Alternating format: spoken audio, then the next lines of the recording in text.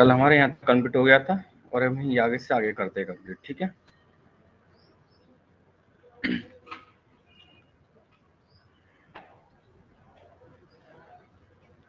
पहला है इस वाक्य में छोटी, ठीक है ना।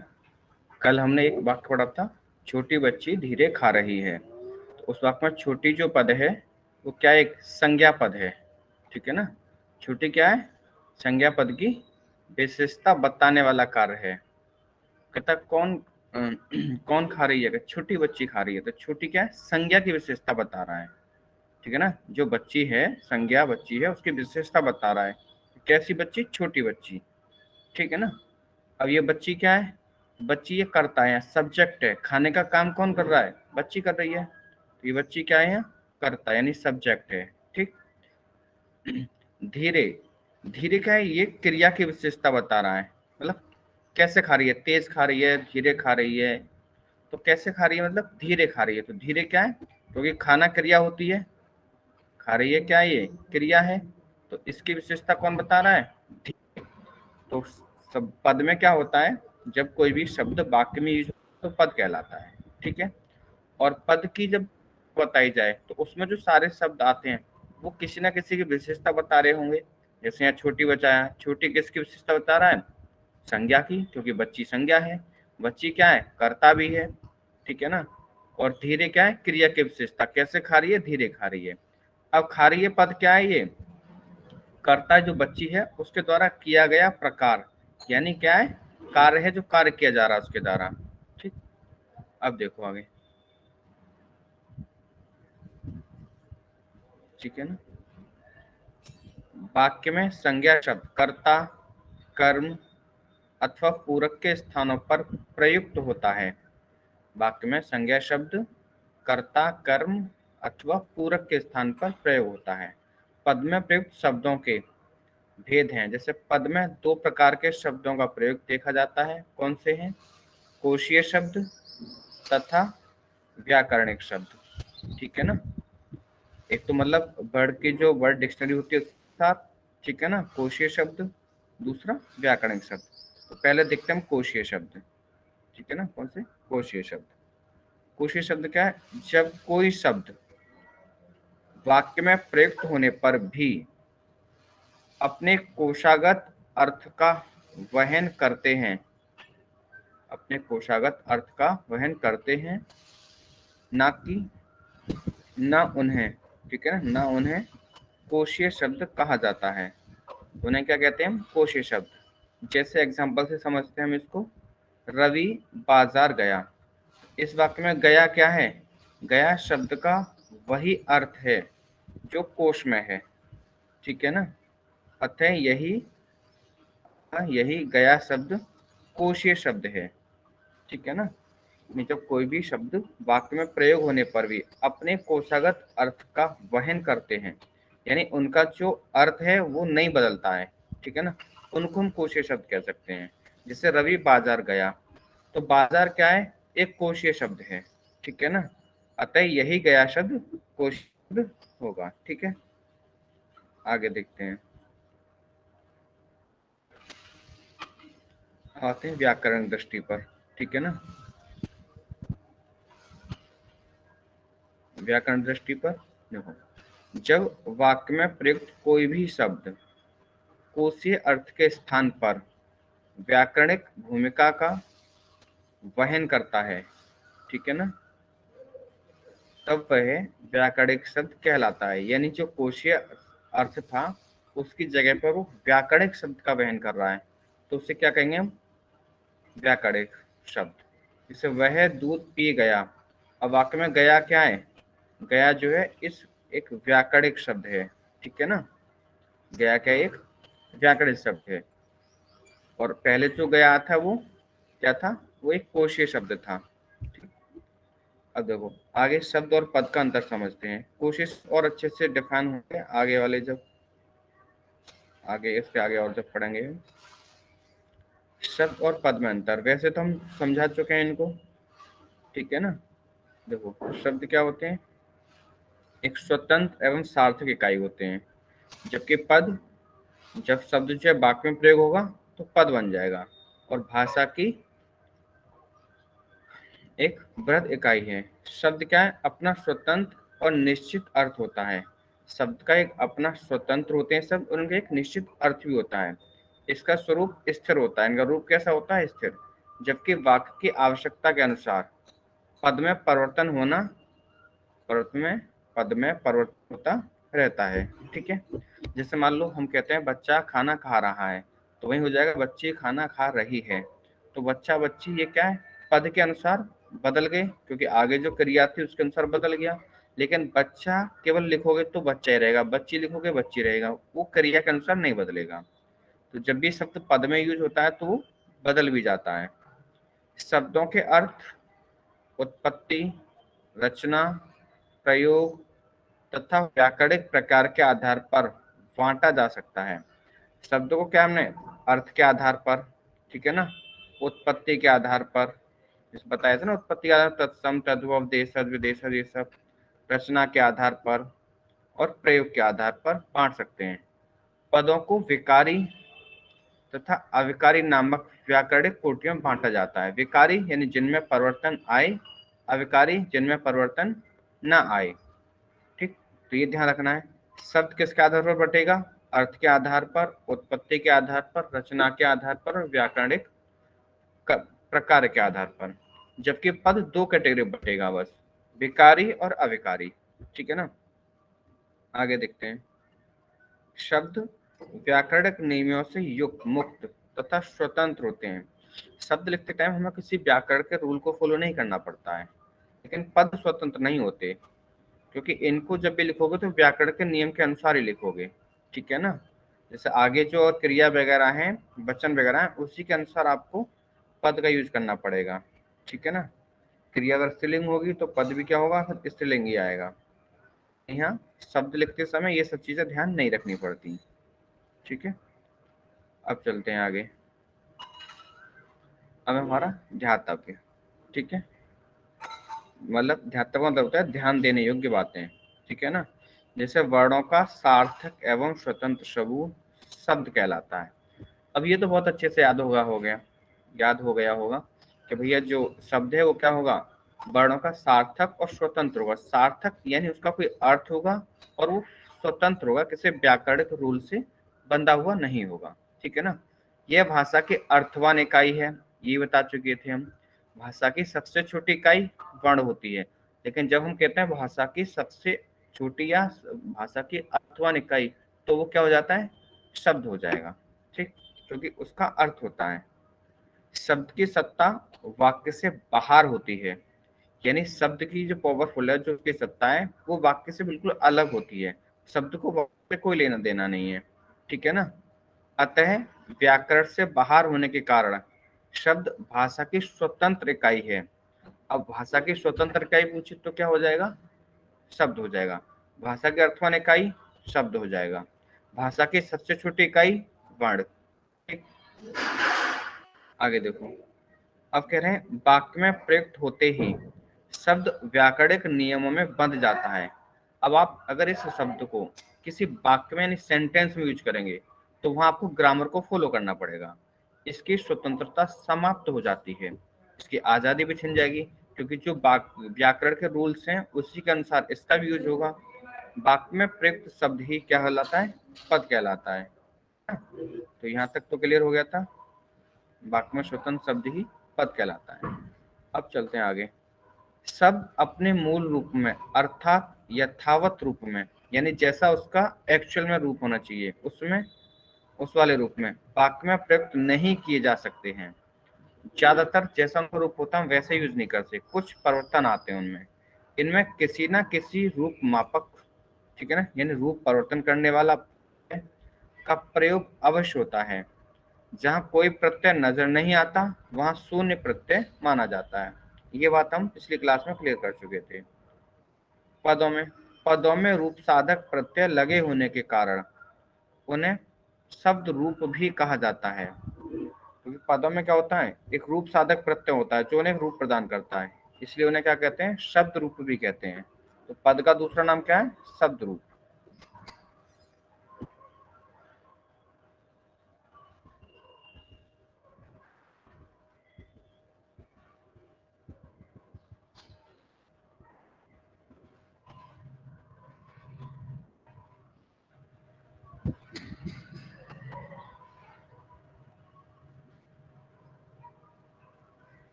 अब देखो, इन्होंने हमसे पहला क्वेश्चन किया है, क्वेश्चन नंबर 4 जो भी है, शब्द और पद का अंतर उदाहरण सहित स्पष्ट कीजिए। तो अंतर हो जाएगा कि भैया शब्द क्या है, शब्द स्वतंत्र होते हैं, ठीक है ना, और उनके सार्थक एवं स्वतंत्र रूप होते हैं, जब पद व्याकरणिक त्रुटियों से बंधे होते हैं। अगर एग्जाम्पल एक देना हो तो एग्जाम्पल लिख दो, जैसे मान लो कोई भी वर्ड ले लो, तुम वर्ड ले लो राम, ठीक है ना, राम क्या है, शब्द हो गया। अब यहाँ ले लो राम खाना खाता है, राम खाना खाता है,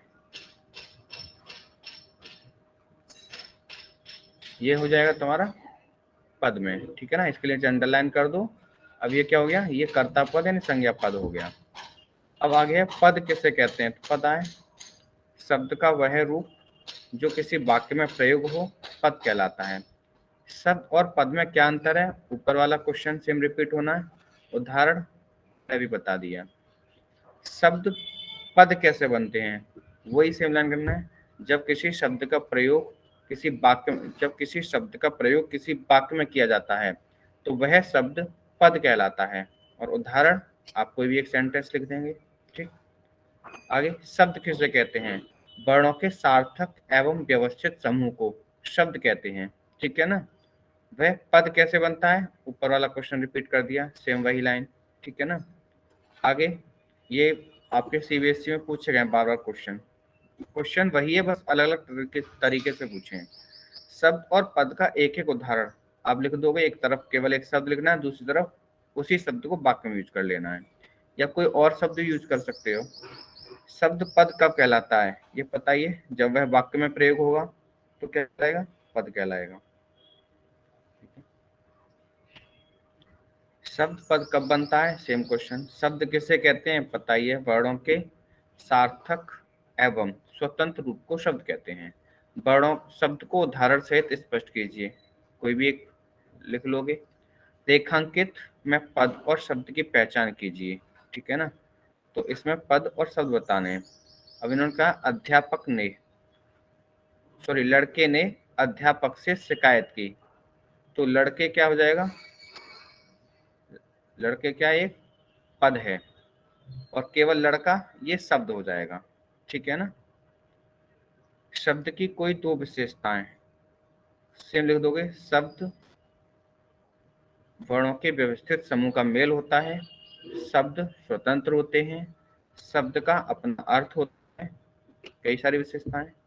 कमल तालाब में खिलता है, रेखांकित शब्द है या पद, तो क्या ये अब वाक्य में यूज हो रहा है, तो क्या ये पद है न कि शब्द, क्योंकि पद तो स्वतंत्र होता है, क्या ये पद है।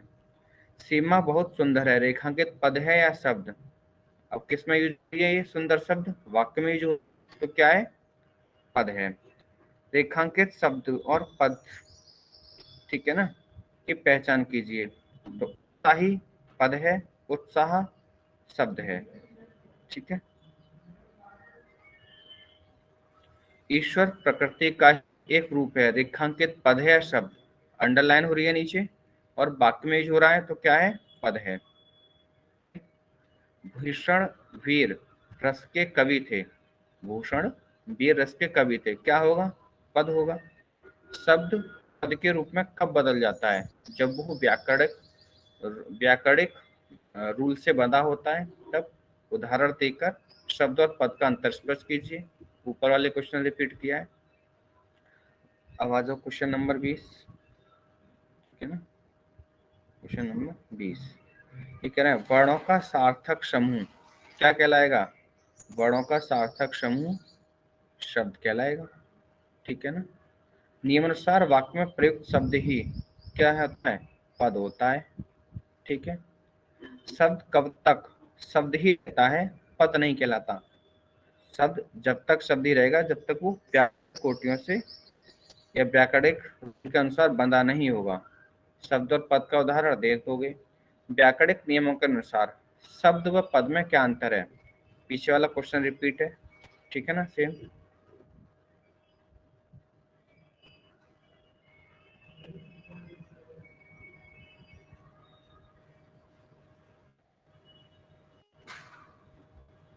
आगे है राहुल धीरे धीरे भूल रहा है। तो धीरे धीरे क्या होगा इसमें, कल ही बताया था, धीरे धीरे क्या होता है, क्रिया विशेषण होता है। ठीक है ना, क्रिया विशेषण। तुम्हें मेरी आवाज सुनाई तो दे रही है, तो तुम्हें क्या होगा, तुम्हें सर्वनाम होगा। ठीक। राम एक न्यायप्रिय राजा है। न्यायप्रिय क्या है इसमें, सर्वनाम है, क्रिया है, विशेषण है, और आगे ये साफ दिखाई नहीं दे रहा है, शायद समूहवाचक दे रखा है। तो न्यायप्रिय क्या होगा, विशेषण होगा, विशेषण। ये आगे जो वर्ड है दिख नहीं दे रहा है, इसे बाद में बता देंगे। ठीक है, आगे ईश्वर हम सबकी रक्षा करते हैं। तो ईश्वर क्या है, संज्ञा, क्रिया, विशेषण, सर्वनाम। ईश्वर संज्ञा होगा। ठीक। पार्क में बच्चे खेल रहे हैं। तो खेलना क्या है, क्रिया है। ठीक है। मेरे पास मात्र 10 रुपए हैं। तो मात्र क्या होगा, मात्र विशेषण है। ठीक है, तो किसकी विशेषता बता रहा है, 10 रुपए की। ठीक है ना, मात्र क्या होगा, विशेषण। कल सुनील ने 5 पुस्तकें खरीदी। तो 5 क्या हो जाएगा, 5 विशेषण, यानी कि संख्यावाचक विशेषण। शाबाश, देश को तुम पर गर्व है। शाबाश बताया था, जब भी ये वाला सिंबल आ जाए क्या होता है, विस्मयादिबोधक। ठीक है ना, ये वाला सिंबल जब भी आए विस्मयादिबोधक। आगे देखते हैं।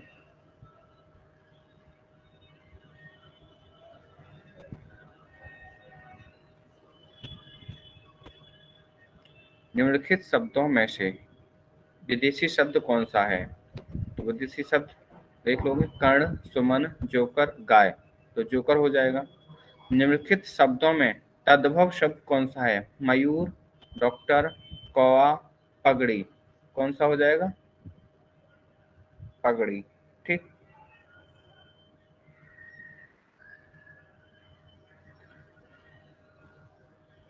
नहीं सॉरी, डॉक्टर हो जाएगा। ठीक, डॉक्टर क्या है, एक विदेशी शब्द है। उल्लू शब्द का तत्सम शब्द कौन सा है। उल्लू का क्या हो जाएगा, उल्लूक, ये वाला। ठीक है ना, एक सेकेंड। उल्लू का हो जाएगा उल्लू। ठीक। निम्नलिखित शब्दों में से विकारी शब्द छाटिए। लड़का, यहाँ, ताकि, तक।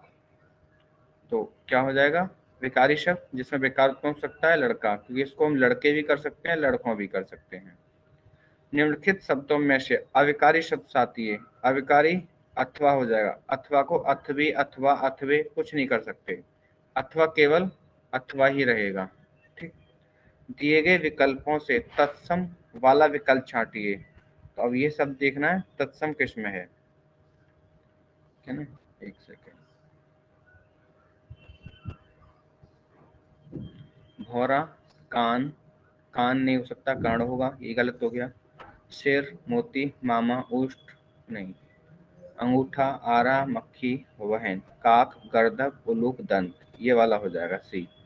ठीक है ना, ये क्या है, सब संस्कृत के शब्द हैं। तत्सम शब्द वो शब्द होते हैं जो संस्कृत के समान हो या संस्कृत के शब्द हों। ठीक है। अगला, दिए गए विकल्पों में तद्भव वाला शब्द छाटिए। दधि, दधि आ गया, दधि तत्सम का शब्द है। दूध, पानी, क्षेत्र, काक, काक तत्सम का शब्द है। दही, आग, सांप, भाई, पगड़ी, लोटा, झोंपड़ी, साग। तो इसमें क्या हो जाएगा, घा हो जाएगा। ठीक है, ये वाला ये हो जाएगा। दही, आग नहीं सॉरी, इसमें पगड़ी आ गया, ये सही है, ये गलत है।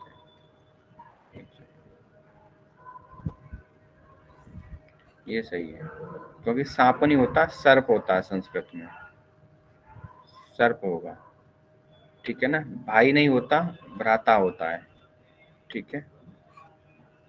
आग नहीं होता, संस्कृत में क्या होता है, अग्नि होता है। ठीक है ना। दही का मतलब होता है दधी। ठीक है ना, दधी, ये संस्कृत में होते हैं, तो इसलिए क्या है, सी सही है। निम्नलिखित शब्दों से सर्वनाम शब्द चुनिए। सर्वनाम शब्द हो जाएगा इसमें जो आपका आप। ठीक है ना, ये सर्वनाम शब्द है। निम्नलिखित में से कौन सा शब्द तत्सम नहीं है। हस्त, अग्नि, घोड़ा प्रस्तर, तो क्या होगा? घोड़ा, क्योंकि इसे संस्कृत में हम क्या कहते हैं? अश्व कहते हैं। और तत्सम शब्द वो होंगे जो संस्कृत के होंगे, तो कौन सा नहीं है तत्सम? घोड़ा नहीं है। ठीक है ना, आगे देखते हैं। मैं तो नहीं रुकूंगा, वाक्य में प्रयुक्त निपात है, तो निपात क्या होगा इसमें? तो। ठीक है ना, क्योंकि तो ये कभी नहीं बदल सकता, इसे ती ता तू ते कुछ नहीं कर सकते, तो हमेशा तो ही रहेगा।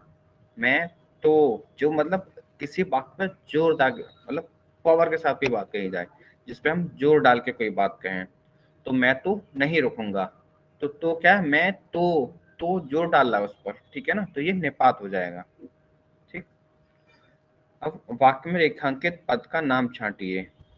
ठीक है ना, तो इसने कहा है विवेक, तो विवेक क्या हो गया? संज्ञा होगा। ठीक है। आसमान के काले बादल छा गए, काले क्या है? काले विशेषण है। ठीक है ना।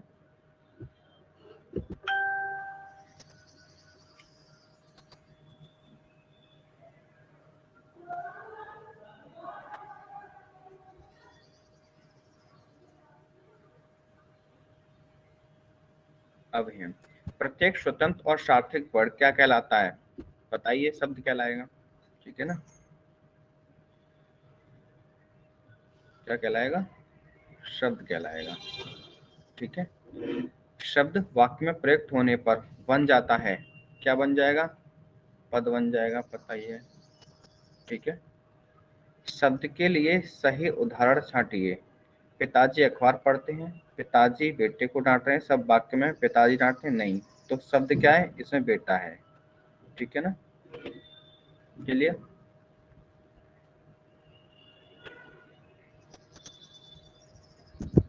आगे देखते हैं।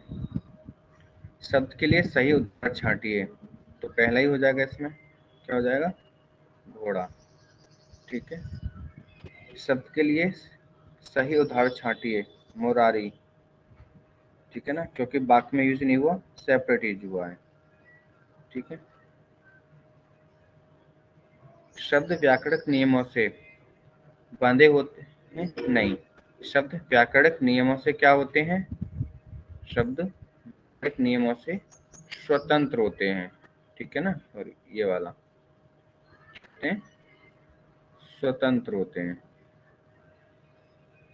व्याकरणिक नियमों में बंध जाने पर शब्द क्या कहलाता है? पद। सब रिपीटेड क्वेश्चन है। राहुल दूध पीता है, तो वाक्य में रेखांकित को क्या कहेंगे? दूध को क्या कहेंगे? पद, क्योंकि वाक्य में यूज हुआ है। शब्दों का वर्गीकरण कितने प्रकार से किया जाता है?